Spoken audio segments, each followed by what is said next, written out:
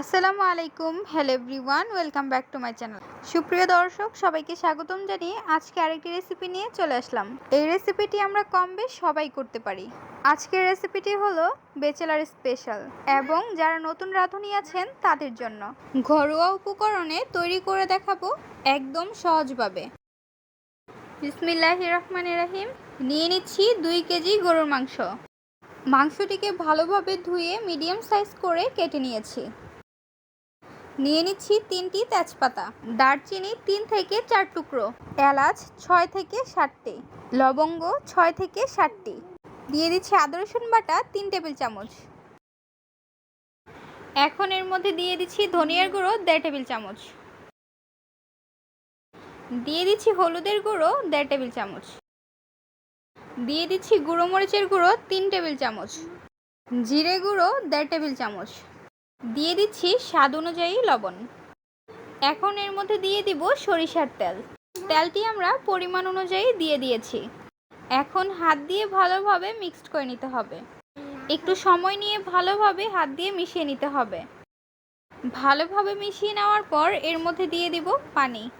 এখানে আমরা half cup পানি দিয়ে মশলাটির সঙ্গে ভালোভাবে মিশিয়ে নিয়েছি।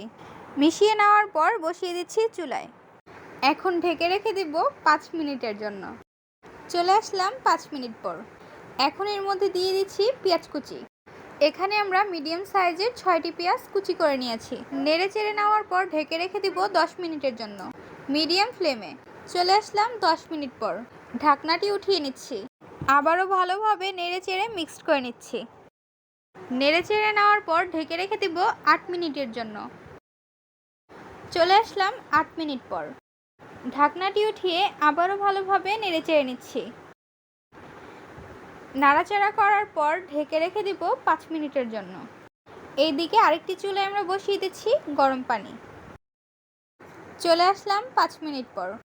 ঢাকনাটি উঠিয়ে ভালোভাবে নেড়ে চেড়ে নিচ্ছি। এখন এর মধ্যে দিয়ে দিচ্ছি চিলি ফ্লেক্স। দিয়ে দিচ্ছি চিলি ফ্লেক্স 1 টেবিল চামচ। নাড়াচাড়া করার পর ঢেকে রেখে দিব 5 মিনিটের জন্য। এইদিকে পানিটি ভালোভাবে বলক উঠে আসছে। ঢাকনাটি উঠিয়ে নিচ্ছি। মাংসটিকে নেড়ে চেড়ে নিচ্ছি। নেড়ে চেড়ে নেওয়ার পর এর মধ্যে দিয়ে দিব আলু। আলুগুলো একটু বড় বড় সাইজ করে কেটে নিয়েছি। এখানে আমরা বড় সাইজের 3টি আলু নিয়ে নিয়েছি। নাড়াচাড়া করার পর ঢেকে রেখে দিব 5 মিনিটের জন্য। চলে আসলাম 5 মিনিট পর। ঢাকনাটি উঠিয়ে নিচ্ছি। আবারও ভালোভাবে নেড়ে চেড়ে নিতে হবে। নেড়ে চেড়ে নেওয়ার পর আবারও ঢেকে রেখে দেব 2 থেকে 3 মিনিটের জন্য। চলে আসলাম 3 মিনিট পর। মাংসটিকে ভালোভাবে কষিয়ে নিতে হবে। দেখতে পাচ্ছেন মাংসটি ভালোভাবে কষানো হয়ে গিয়েছে। যখন দেখতে পাবেন চারপাশে তেল উঠে গিয়েছে তখন বুঝবেন ভালোভাবে মাংসটি কষানো হয়ে গিয়েছে। এখন এর মধ্যে দিয়ে দিচ্ছি ফুটন্ত গরম পানি। গরম পানি দেওয়াতে টেস্টটা ভালো থাকে এবং মাংসটি তাড়াতাড়ি রান্না করা হয়ে যায়। পানি দিয়ে নাড়াচাড়া করে ঢেকে রেখে দেব 5 থেকে 7 মিনিটের জন্য। চলে আসলাম 7 মিনিট পর। ঢাকনাটি উঠিয়ে ভালোভাবে নাড়াচাড়া করে নিচ্ছি।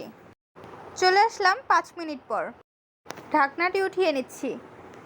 এখন এর মধ্যে দিয়ে দিব গরম মশলার গুঁড়ো। গরম মশলার গুঁড়ো হাফ টেবিল চামচ ছিটিয়ে দিচ্ছি। ভালোভাবে নেড়েচেড়ে মিক্সড করে নিচ্ছি। নেড়েচেড়ে নেওয়ার পর ঢেকে রেখে দেব 2 থেকে 3 মিনিটের জন্য। তৈরি হয়ে গেল ঘরে থাকা সকল উপকরণে সেরা স্বাদের গরুর মাংস রেসিপি। যারা নতুন আছেন তারা যদি এই রেসিপিটি ভালোভাবে ফলো করেন একদম পারফেক্টভাবে তৈরি করে নিতে পারবেন। গরুর মাংস রেসিপিটি আপনাদের কাছে কেমন লেগেছে তা অবশ্যই জানিয়ে দিবেন আমাদের কমেন্ট বক্সে। ভিডিওটি ভালো লাগলে অবশ্যই লাইক করে দিবেন। আমাদের চ্যানেলে যারা সদস্য তাদেরকে অসংখ্য ধন্যবাদ এবং আমাদের চ্যানেলে যদি নতুন হয়ে থাকেন তাহলে অবশ্যই সাবস্ক্রাইব করে দিবেন। আজকের পর্বে এখানেই বিদায় নিচ্ছি। গাইস, আসসালামু আলাইকুম। ভালো থাকবেন সবাই। আল্লাহ হাফেজ।